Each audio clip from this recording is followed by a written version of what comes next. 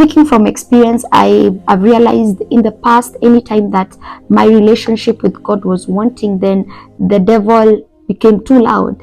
And anytime my relationship with God was doing well, then the voice of the Spirit of God became so major. And most of us tend to forget that anytime you are separating yourself from the place of intimacy, you are leaving such a huge space for every voice to come across, for every relationship, friendship to come across. And when I talk about relationships, it doesn't have to be romantic relationships. These are interactions you have with people on a daily basis, including your workmates, including people you meet.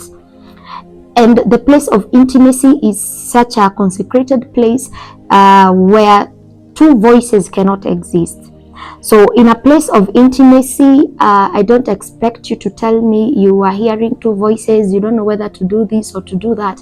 Anytime you find yourself in a dilemma of doing something, then you need to realize that you have not grounded yourself fully in the place of intimacy. Because when you've grounded yourself fully in a place of intimacy, then the only voice that's supposed to be too loud is the voice of God. Because I looked at Eve and I realized not being in the place of intimacy attracted her to an unfamiliar voice, a voice that she was not used to.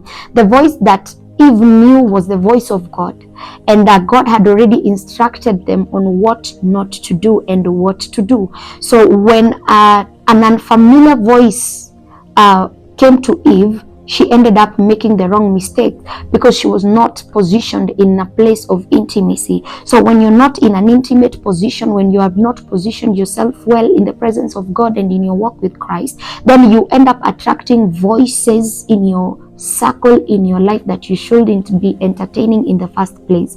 And the funny thing is that this voice will sound very convincing, because the familiar voice that you're used to, which is the voice of God, is diminishing. Like it's at the far end. It's like God is just whispering at the far end, and then the devil tends to be so loud and so convincing. It tends to be so sweet. And these are situations where people call, oh, the devil runs fast, or the devil goes ahead. Other people will say Ishmael, and other than your Isaac. We have so many illustrations to give towards that. But then I've come to learn that if I'm not in a place of intimacy, if I've not positioned myself right with God, then I tend to attract voices like the voice of the serpent. Because if Eve was in a place of intimacy, if Eve was in a place where the voice of God was